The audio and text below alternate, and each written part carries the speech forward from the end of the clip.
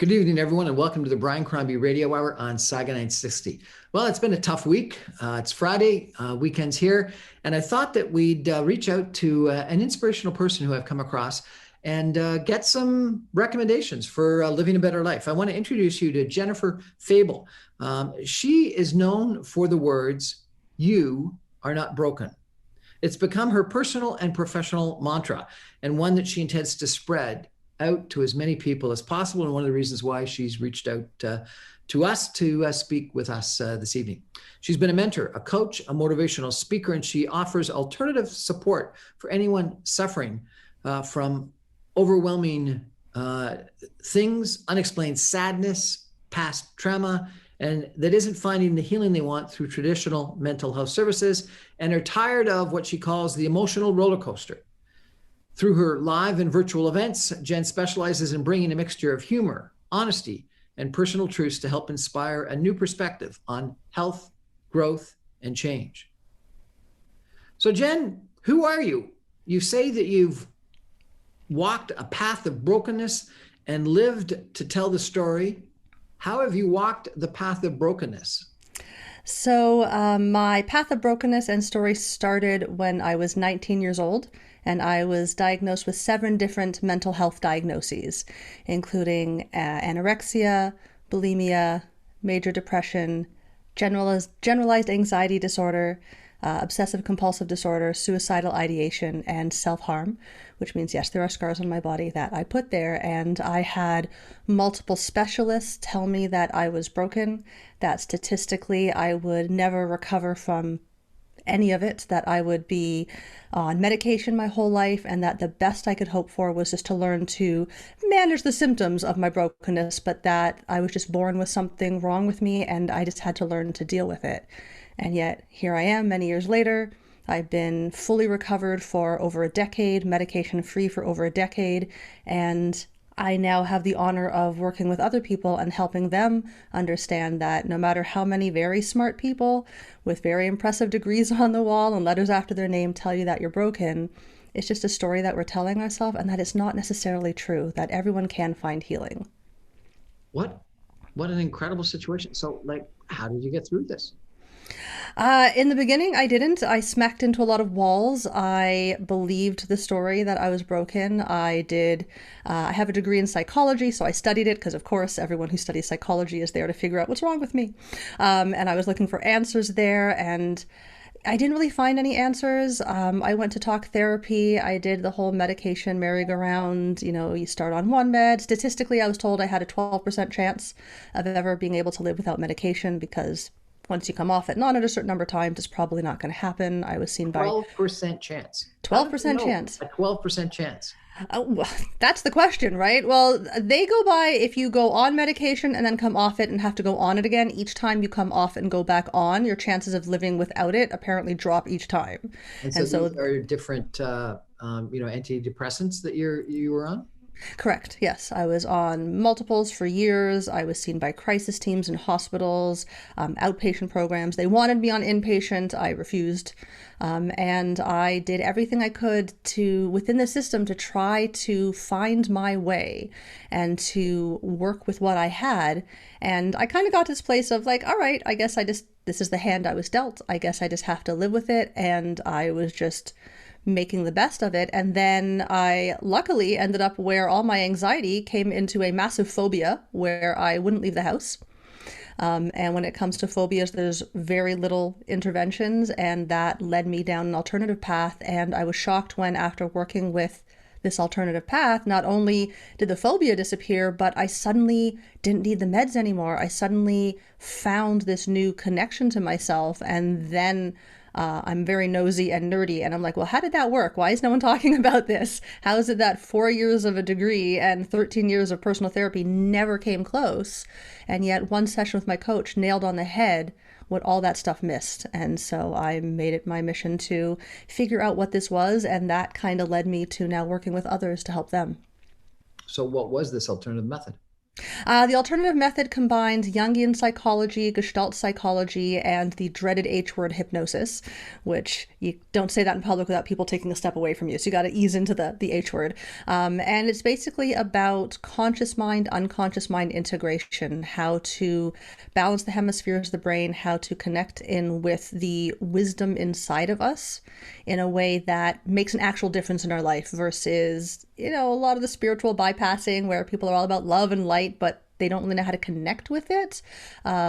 This path offered me a way to actually connect with myself in a way that nothing else allowed me to do. And how did you come about finding it? Totally accidental. Like I said, I had a massive phobia. It was of insects, bugs, which doesn't sound like that big of a deal, but Ontario, where I live, is very buggy in the summertime, and I literally wouldn't leave my house. And when it comes to phobias, there's really two alternatives. There's desensitization therapy, which means they would eventually introduce me to and make me sit in a room with a bug. And I was like, nope, I'm not going to pay for that. Who's going to do that? Or hypnosis, which I completely did not believe in. I thought was bunk, and I was desperate and 30 odd years old, and even going to like the hardware store where they have the bug spray. Like, it sounds funny now, but it wasn't at the time. I literally couldn't walk down the aisles where there was a picture of insects. And I'm a very smart person. And so you feel really dumb not being able to rationally tell yourself that it's just a butterfly, you're not going to die. But meanwhile, there I was running into traffic to avoid a butterfly. And so I reached out to my chiropractor at the time because I'm like, I'm not just going to look up online and get some random person to scramble my brain. I'm like, do you happen to know someone who does hypnosis? And she's like, actually, I do. I'm like, really? It's interesting. And I had nothing to lose. So I made a session with that person, and like I said, in one session, she nailed on the head what 13 years of therapy and a 4-year degree in psych never came close to, and I didn't believe in it. I didn't think it could work for me. I thought I was too smart for it because I'm a little snobby. And then, like I said, within a couple months, I was shocked that not only did the phobia disappear, but everything else did as well. And I was able to actually enter recovery and am recovered, which is something that we are taught is not allowed in the eating disorder world. We are taught that Not the allowed best to recover? it's not apparently possible. In the eating disorder world, we are taught that the best we can hope for is long-term recovery, that we will always have issues around food and our body, and that we can just kind of come to terms with it. But that's what I was taught by all the doctors, all the specialists, that recovery, full recovery, is not actually possible. And yet, again, here I am. It's interesting. I spoke to someone just recently that had an eating disorder, and she was of the belief that, similar to you, that you couldn't recover. That people told her you almost had to constantly say it. I've got an eating disorder, and you're sort of like the attitude with AA that says, I'm an alcoholic, and that you admit that or say it out loud forever. And she said, no, the problem with saying it out loud is you're just reaffirming that you have that. And she says, I wanted to be able to say I was a recovered alcoholic. I was a Exactly. recovered eating disorder, and similarly, she says she has. Yeah, and that's just it. We're taught that this story that we tell ourselves, and we all have that, right? That story that we tell ourselves about ourselves to ourselves. And the story I told myself was broken because that's all I was told I was allowed to tell myself.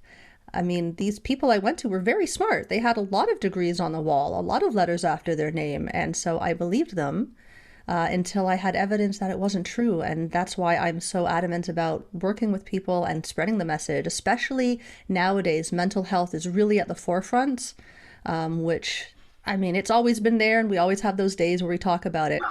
But it's nice to actually have it come more at the forefront. More and more people are looking for ways to find their way out of the dark hole that they got themselves into and aren't happy with what they're getting out of the traditional system and are looking for ways to actually connect with themselves and heal.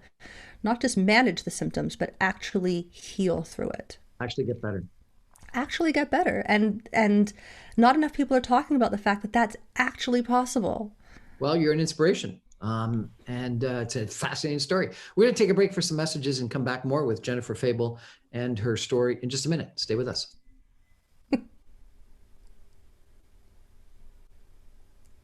Welcome back to the Brian Crombie Radio Hour on Saga 960. Having an interesting conversation with Jennifer Febel, who thinks that you are not broken is the sort of the mantra of her professional and personal life right now.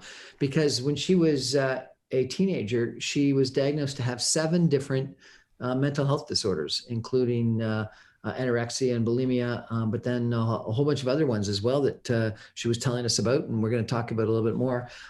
She then did a psychology degree, and it didn't help her, and she went to a whole bunch of different professional people, and that didn't help her. And then finally, hypnosis helped her. Jennifer, so I've done hypnosis, and all it did was feel really relaxed. It didn't do anything else for me. So what was it about the hypnosis, and how was it that it solved your phobia? So the tools that worked with me and that I use with others is a combination of Ericksonian hypnosis as well as neurolinguistic programming, and the two combined allow us to access information in the unconscious mind that already lives there, but that most people are tuned out of. Most of us live our life trying to just think our way out of things. We don't actually feel our emotions. We think our emotions. We rationalize our emotions. We do anything we can to not have to deal with them. And so in traditional hypnosis, the more the kind that you would have experienced, yeah, you will feel just relaxed. People think that hypnosis feels like something specific, but actually we spend about 95% of our day in the state of trance, which is what hypnosis induces. If you've ever driven somewhere and you got to your destination and then you're like, I don't remember any of that. That was trance. Your body was on autopilot. You maneuvered streets, you maneuvered pedestrians and all sorts of stuff, and you managed to get there, but you have no conscious recollection of it because you weren't thinking about it. If you're watching a movie, and if you've ever had the experience of someone talking to you while you're watching a movie and you had no idea that there was even a body in the room, that is a state of trance. And so when we're in a state of hypnosis, it feels normal and natural because we're in that place all the time. So the question isn't, can someone be hypnotized? The question is, what kind of trance are they creating on a daily basis? And that kind of brings us back to the story that we tell ourselves. The story or the trance of brokenness will feel just as real as the trance of healed. It's just a matter of how we're actually talking to ourselves, because we're hypnotizing ourselves all the time. Okay. So I understand that then. But then I guess my uneducated view of hypnosis was that you get hypnotized and then someone tells you to do something and you do it. So was someone telling you to no longer have this trauma, and that's solved your problem? Or No, it's phobia? not so much. The style of hypnosis, because there's different kinds of hypnosis. There's the stage show hypnosis, which is based more on Elman style, which is called the Rambo of hypnosis. So it's very much to the point and it's for entertainment purposes. In the style that I use, it's Ericksonian. It's more conversational. And it allows someone to access parts of themselves that they don't have conscious access to on a daily basis. Because deep down, we all know what we need to do. It's just the societal conditioning that prevents us from actually doing it. We all know that we should speak up and be heard. And then we have this little voice saying, don't do that. They're going to judge you. And so how to get below that judgment voice and into our own voice, and how to tell the difference between our own voice and the judgment. That's really where hypnosis can really be a benefit. And so this first hypnotist that you went to see, and the issue at the time was the phobia about bugs. What did they do? They told you stop worrying about bugs, smarten up. A little bit. No, not quite. There's actually a technique. It's called the fast phobia technique, believe it or not.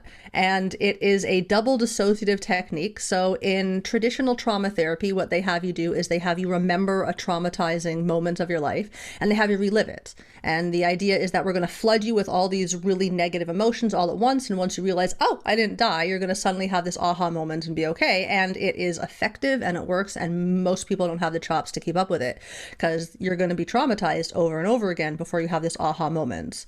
And so what the fast phobia model does is allows us to double dissociate someone from their trauma or from that phobia. Deassociate?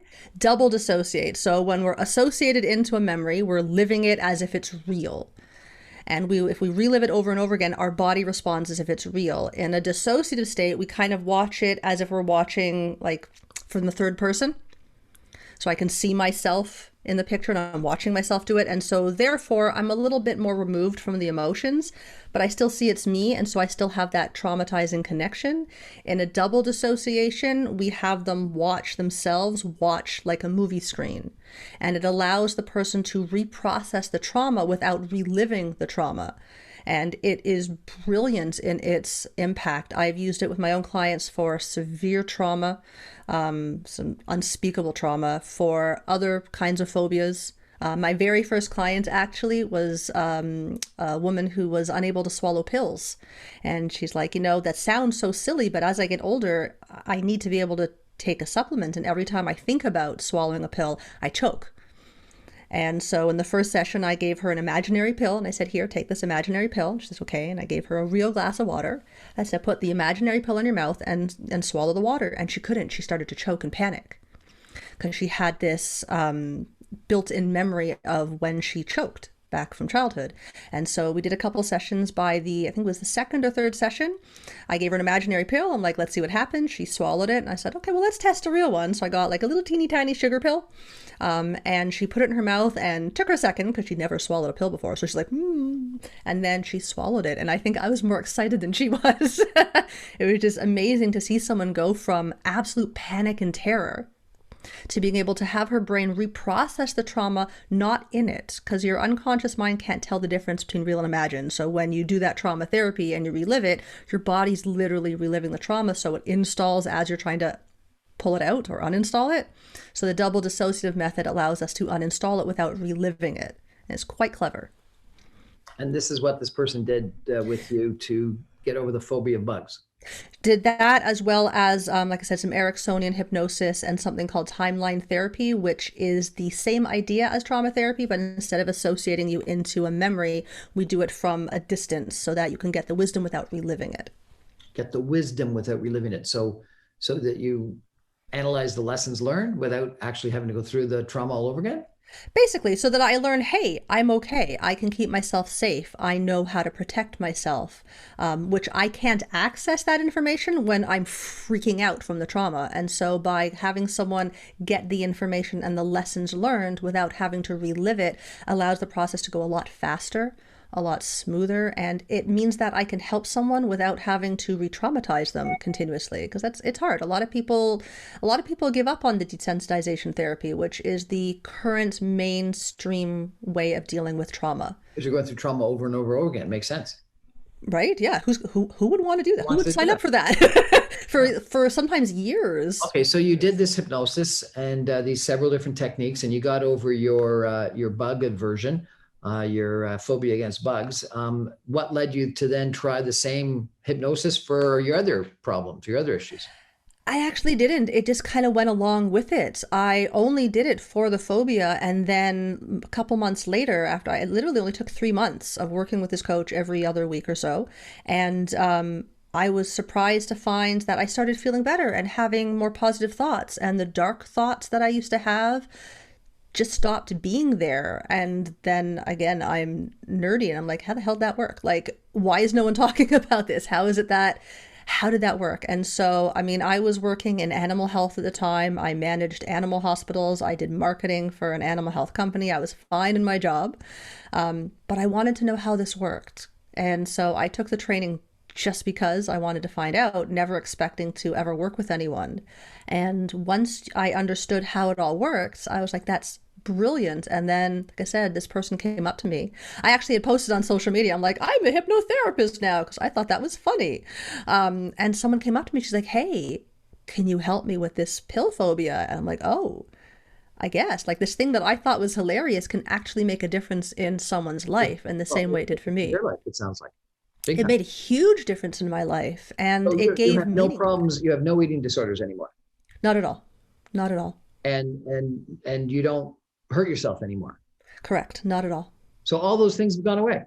Completely gone away. So Completely all gone these away. people that said there was a 12% chance that you wouldn't have to take drugs, like what's wrong with our mental health diagnosis?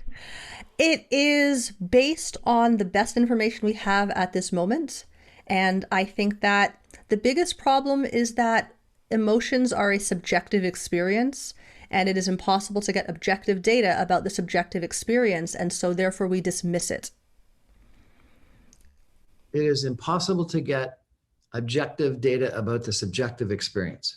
Yeah. How do you objectively modify, Measure. Measure, thank you. How do you objectively measure someone's subjective experience? It's all very personal. What goes on inside my head, the stories I tell myself, it's my truth, it's my reality. And so it makes it a very difficult thing to objectively measure. And so instead we stick to the measurable results. And so we talk about strategies, we talk about medications, we talk about things that we have actual data for. But the subjective experience kind of falls into the cracks. And it's a shame because that subjective experience, that story that we tell ourselves is our reality. And so while it might not fit into the scientific model, it does fit into how our lives operate and what feels real to us. And so that's kind of, in my opinion, where there's that disconnect. How do we get people information about their subjective experience? And that's where I get to work with my one-on-one clients, and I run trainings to teach people how to work with their emotions, how to understand them, not how to push them aside or how to manage symptoms, but how to actually use your emotions are meant to be a biofeedback mechanism between your higher thinking self and your instinctual self. And we're not taught that. Okay, but most people think, I would have thought, that mental health is either caused by something genetic. They talk about alcoholism or addictive behavior becoming something that you inherit, and then or alternatively, something based on trauma. You were raped, or you were in a war, or you were in a fire, or something catastrophic happened to you. What you're saying is it's a biofeedback loop. That's sort of different, isn't it? It is. And if you think about it, so when I feel a certain emotion, my body releases different hormones, different neurotransmitters, different chemicals in my body. And so my emotions create a biochemical shift in my body. If over time I experience the same negative emotions, I'm going to create a specific biochemical shift in my body that over time will lead to structural changes in the brain system.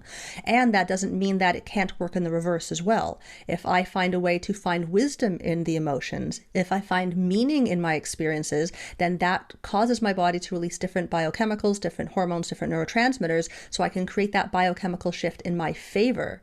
And I get it. I bought that story as well. I mean, I was told by many doctors that the problem is I just don't have enough serotonin.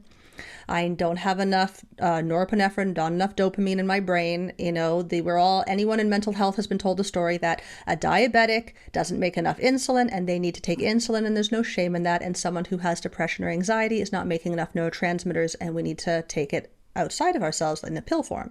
And I've actually had people in my classes be like, I don't believe you. This is what I was taught. It's just a brain problem. And I say, I agree 100%. Then explain me. Explain people who break the generational lines, the people who have heart disease in the family and break away from it, the people who have mental health in their family and break away from it, the people who recover from alcoholism. There are a lot of us out there, and we're somehow on the fringe and so dismissed as irrelevant. And to me, it's kind of like the placebo effect. It's dismissed as irrelevant. And I'm like, well, but the placebo effect proves that the mind has the power to actually heal. And so it's the chicken and egg and nature versus nurture. What comes first? Is it the biochemical shift from emotions, or is it a defective brain structure? And how do these two interact with each other? And how is it that so many people are like me and find a way out of it?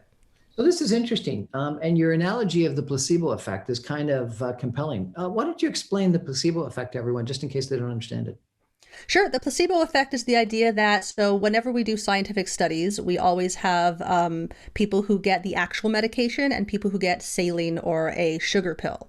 And this is the control group. And so we want to see what is actually being attributed to the medication and what is just what someone's expectations are. So we know that the person's expectations plays a huge role in the healing process. And we evaluate it in terms of making sure that, okay, so if you have 100 people and they're given 50 people are given the actual medication, 50 people are given a sugar pill or saline or some placebo, we find that there is improvements in the placebo group. A certain percentage of them will actually find improvement. This idea that because they believed they were getting the real medication, because they expected to get better, they did, and their body biologically actually shifts. And so there's actually a wonderful book. It's called Mind Over Medicine by Lisa Rankin, and she talks about the placebo effect and then the nocebo effect.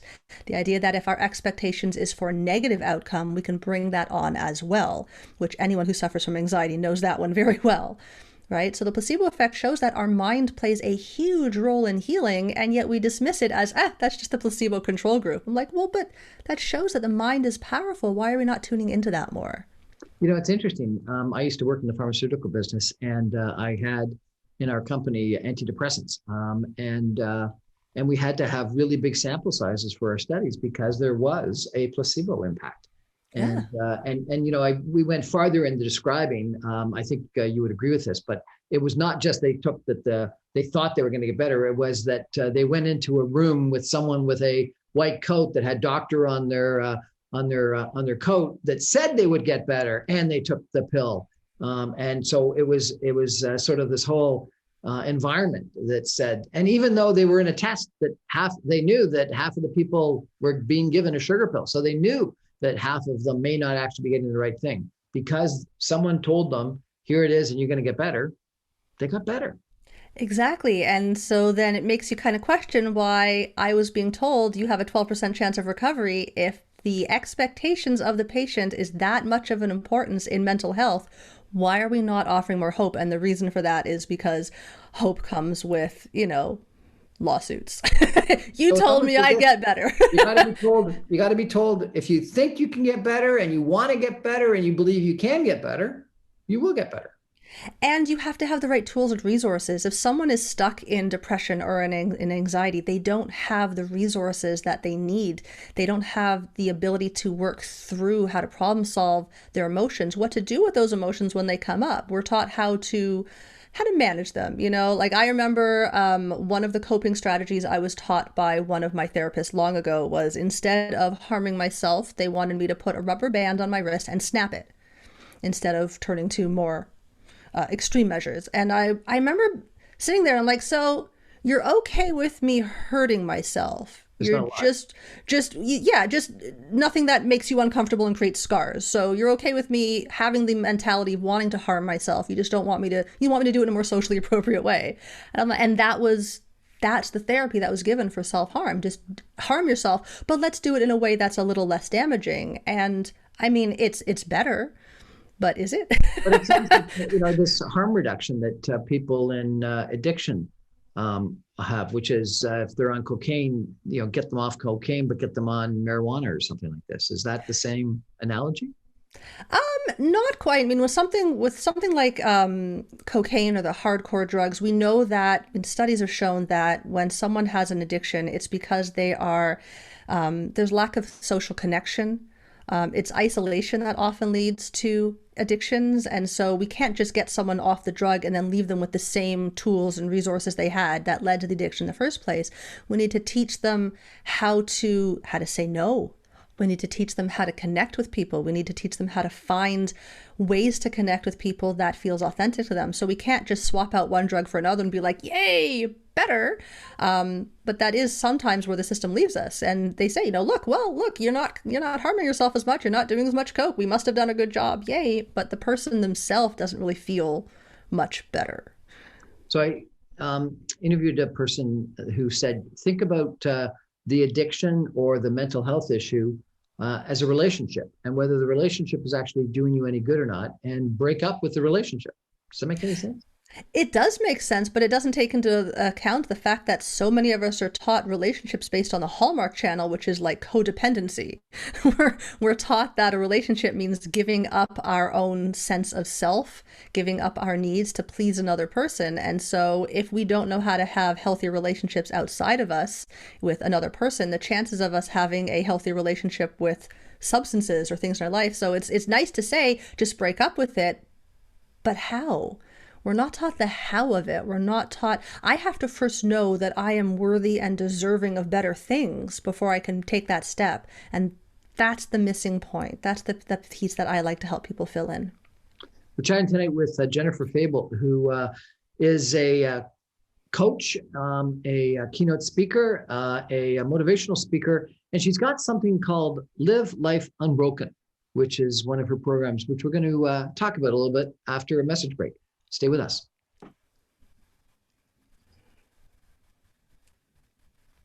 Welcome back to the Brian Crombie Radio Hour, Saga 960. We're chatting tonight with Jennifer Febel. Fascinating person. She's a mentor, a coach, and a motivational speaker today. She coaches people to try to get over their phobias and their mental health issues. And she's got a business called Live Life Unbroken. What does that mean, unbroken, to you? So, Unbroken is actually based on the Japanese art of kintsukuroi, which is the art form of putting together broken pottery with molten gold. So, in our society, when something stops functioning as we deem it should, You throw it away. we throw it away. It's broken. It's useless. It's worthless. We don't want it anymore. Or what we try to do is we try to put it back together and be like, shh, nothing happened. But in Japan, they're smart. When they see these broken pieces of pottery, they would put it together with molten gold, in essence, highlighting the scars because they believe each piece to be more beautiful for having broken and healed. And what's really cool is that where these pieces are put back together, they're actually stronger than they were before. In the same way that a broken bone doesn't really break in the same way twice, it's stronger for having healed. These pieces of pottery are stronger for having broken and healed. And so we can't say that they're whole anymore. And they're certainly not broken. So they are unbroken, which means stronger than before. Unbroken, stronger Unbroken. than before. Yeah. And your business is called Live Life Unbroken. So how do you help people live life unbroken? It's through hypnosis. Through my one-on-one work, through my trainings, through my workshops, I help people bridge the gap between the head and their heart. That was the biggest thing for me. Is there a gap between their head and their heart? Yeah, when I would go to my therapy, I mean, I was a terrible patient when I was in therapy because I have a degree in psych. So whatever they told me, I'm like, yeah, I know. And I'm like, my head understands exactly what you're saying, but how do I make my heart believe that? And I used to ask that to my therapist. She's like, oh, well, eventually it'll just happen. And it never did. And so in my one-on-one work, in my classes, and my trainings, my job is to help people bridge that gap. Fascinating. You talk about a difference between nice and compassionate. You Yes. say being nice is dangerous. Yes, being nice means being a doormat. Being nice means putting everyone else's needs ahead of my own, which means everyone loves me, but my life sucks. And it's not compassionate. When we are being nice to people, we're not doing it because we want to offer kindness. We're doing it so that they like us. And so when we're being nice, we are, in essence, manipulating to get people to like us. We're being fake. We are doing what we think someone expects of us so that they'll like us, but we're not necessarily being compassionate. And this is a lesson I learned. When you're being nice, you're manipulating someone to like you. Yeah, I'm not being nice because I want to, because that's who I am. 9 times out of 10, if you talk to people, they're being nice because they want to be liked. And they're telling people what they want to hear so that they'll like you. That's manipulation. That's not authentic to myself. That's not compassionate. If I'm not letting people actually know me, because I'm more So if concerned about what they someone think of me. doesn't look good or it's where, put on weight and they say, have I put on weight? You got to be authentic and say, yes, you have put on weight. You can't be nice and say, no, you look fantastic. You can be compassionate. There's a way to be compassionate and still be authentic. Being nice means lying to some degree just to make people, it's appeasing. No one wants to be appeased. It ticks people off. I don't want to be appeased. If I ask someone, did I put on weight? I don't want them to be like, yeah, you fat. But I would like them to say the truth. I don't want them to just be like, no, you look fine. That's not authentic. That doesn't help me. That doesn't feel good to them. It's nice, but it's not compassionate. The compassionate answer is to answer my question, but from a place of kindness. But nice actually, in one of the trainings I went to years ago, we decided it was an acronym for not in compassionate empathy. And I learned when I was in management for a while, and you have to give honest feedback to your employees so that they Right. know what they need. And I, in the beginning, was too busy being nice. And as a result of that, I cost someone her job because I didn't give her honest feedback. I wanted her to like me, and I didn't want her to be mad at me. And so I was nice, but it wasn't compassionate. Had I been honest with her, she could have kept her job. And that's always stuck with me. I understand that you run a course called Rewrite Your Story from Broken to Unbreakable. Yes. We've heard a little bit about your story. How you rewrote it is through this hypnosis and through other programs. Yeah, through connecting the conscious mind, unconscious mind integration, through Ericksonian hypnosis, through timeline therapy, through learning how to understand the wisdom in my emotions versus how to make them go away and just deal with them. And how do you get other people to rewrite their story? Same thing?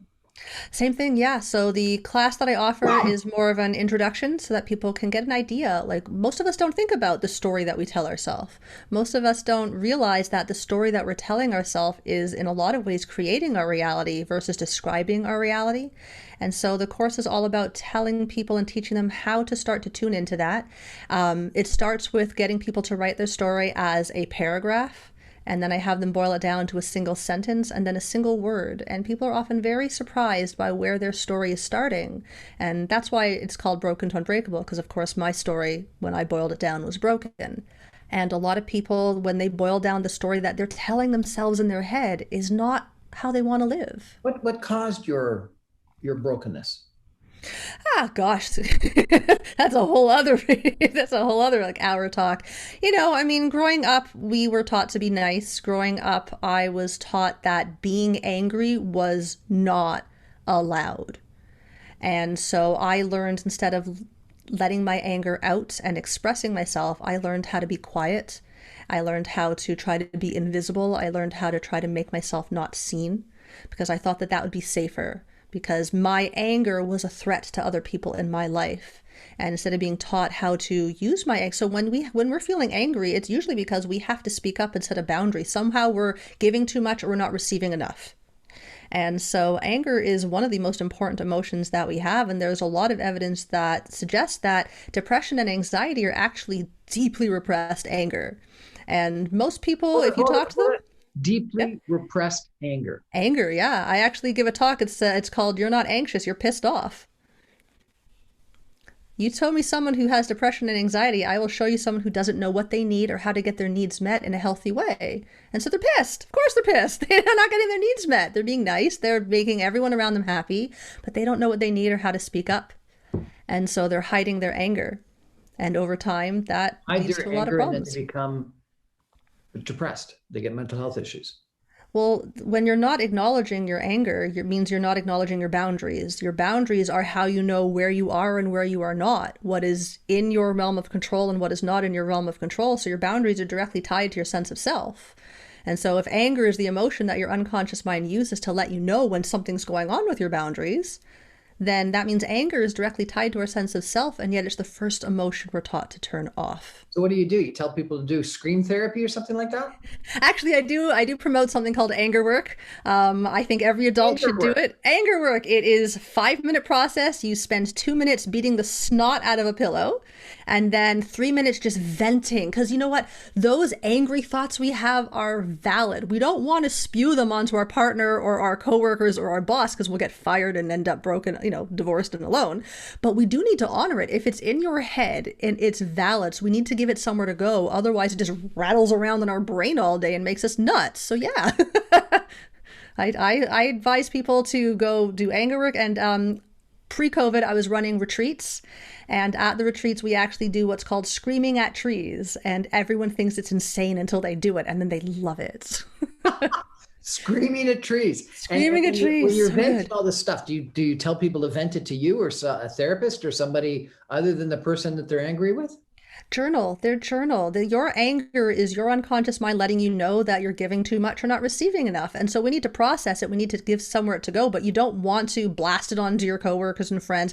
If you're constantly venting your anger at your friends, they're going to start avoiding you. And so, right, we all have that one friend who's just exhausting because every time you talk to them, it's just all their problems. And so I say, let's give voice to it, but let's vent it into a journal. Let's punch the heck out of a pillow, because it's a lot less paperwork than if you punch a person, because that gets the cops involved and lawyers. It's too much paperwork. So punch a pillow, vent into your journal, get it out of you so that when you show up to your relationships with your friends or your partner, you're showing up without all that baggage. Because what we do is we take that baggage, then we project it out onto the other people around us, and that's no fun. So yeah, just vent it into your journal. Just get it out.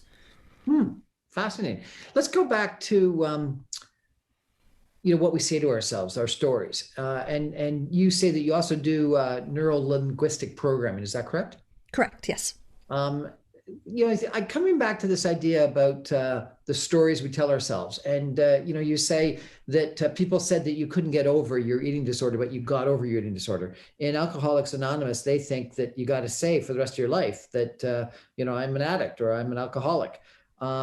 What neuro-linguistic programming we would say would be, if you say that all the time, then you'll end up being an alcoholic or an addict. So do you disagree and say, almost believe that you got to start saying, I'm a recovered alcoholic. I'm a recovered addict. I don't have an eating disorder. I'm a normal human being. I think that when you are in the depths of addiction, the 12-step program is necessary because you can't go from depths of addiction to telling yourself, I'm fine, and have any authenticity. You're basically lying to yourself. So that's not good. I think the 12-step program is wonderful. I would love to see a couple steps added on to get someone, because I've worked with people who for 13, 14, 15 years more go to their meetings and say, I'm an alcoholic. And they haven't had a drink in decades, but they are still claiming that story. And I think that's where neuro-linguistic programming can come in. Someone who is just getting started on their journey for recovery, they need this 12 steps. There is a purpose to them, and I think it's a wonderful program. And once someone has evolved through them, leaving them in that last step of you're always going to have this problem, I think it makes sense. But then the question I always had was, so my addictive problem was food. I didn't have the luxury of not having access to food. With alcohol, it's easy to say, I'll just never go in a bar again. With harder drugs, I just can stay away from them. How does someone get over an addiction to food, or lack of food in my case? How does someone get over that addiction? Well, I had to learn how to make friends with the subject of my addiction, so I had no choice but to go beyond the 12 steps. And so I think that the 12 steps are wonderful, and I'd love to see people take a couple steps after that. That's fascinating. So, I know someone who didn't want to go to rehab because they thought that would be confirming that they were an alcoholic, and they said, I don't want to affirm that I'm an alcoholic. I want to get better, and so I don't want to go to rehab. And it was almost this vicious circle that they weren't solving the problem because they weren't willing to admit that they had the problem. Because they didn't want to admit they had the problem, because they thought if they admitted they had the problem, they would always have the problem and never be able to get over it. Right. And that's why the 12 steps are necessary, because we have to move someone from denial. There's a difference between denial of my story and the reliving and replaying of my story ad nauseum. If you are in denial of your story, we need to get you to a place where you acknowledge that that is the story you're telling yourself.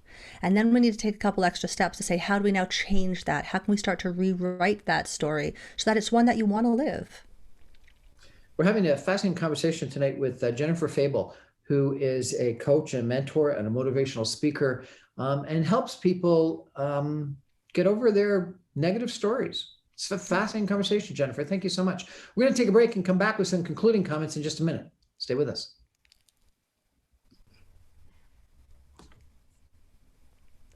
Welcome back to the Brian Crombie Radio Hour. We're having a really interesting conversation, at least I'm enjoying it immensely, with Jennifer Febel, who is a mentor, a coach, a motivational speaker.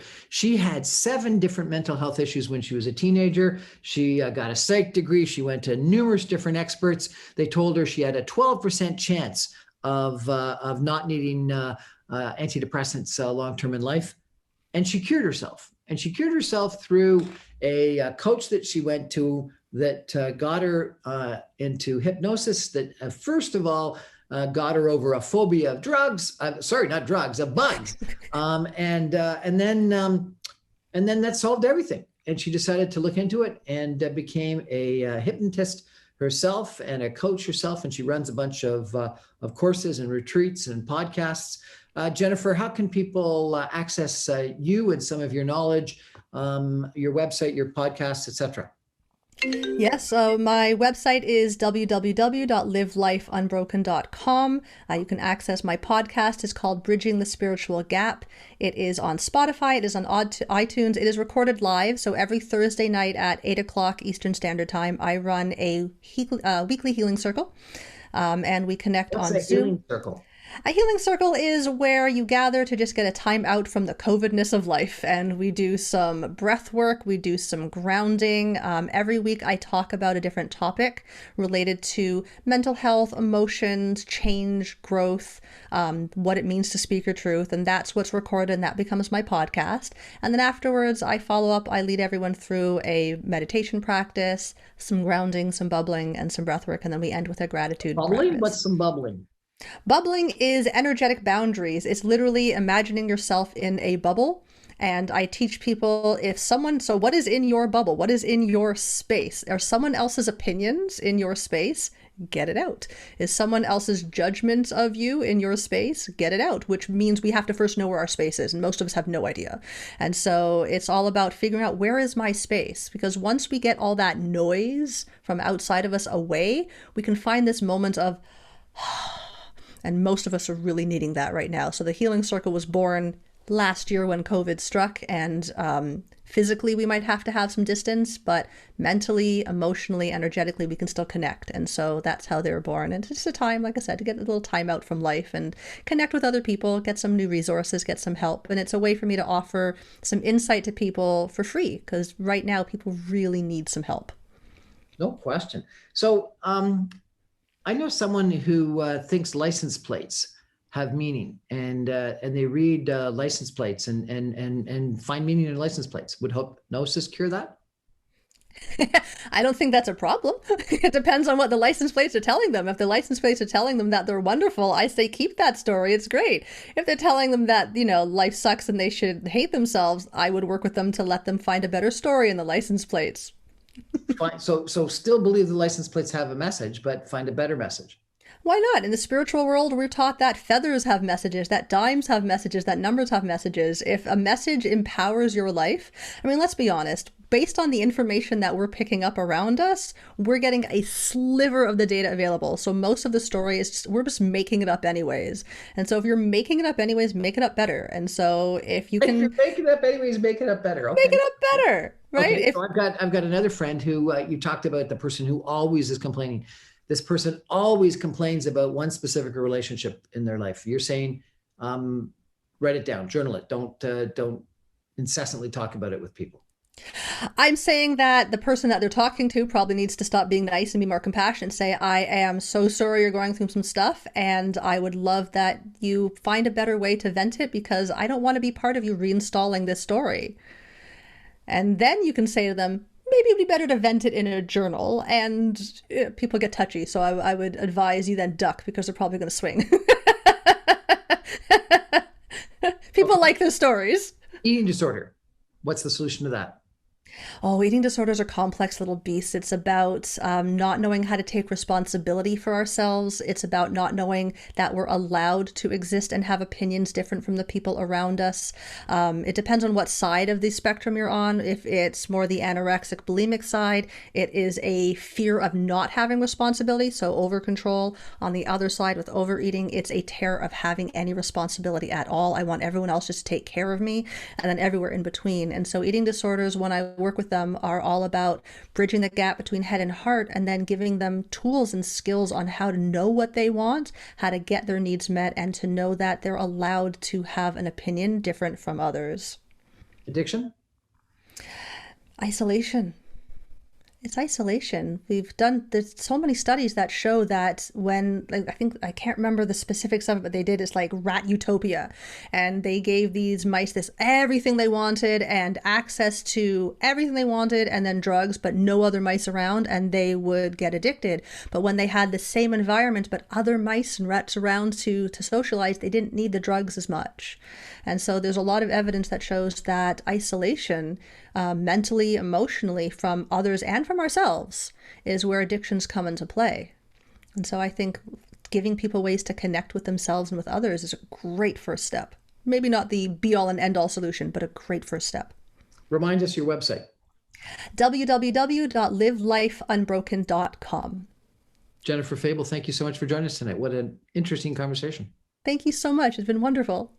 Well, that's our show for tonight. To remind you, I come to you every night, Monday through Friday at 7 o'clock on 960 AM. You can stream me online at www.saga960am.ca. You can get all my podcasts and video casts on the Saga 960 AM website, on the briancrombie.com website, videos on YouTube, on Facebook, and all of my podcasts are available on Spotify, on Apple Podcasts, on Audible. You can get me almost anywhere. So have a great weekend, everyone. And thank you so much, Jennifer Fable, for joining us. Really appreciate it. Thank you so much.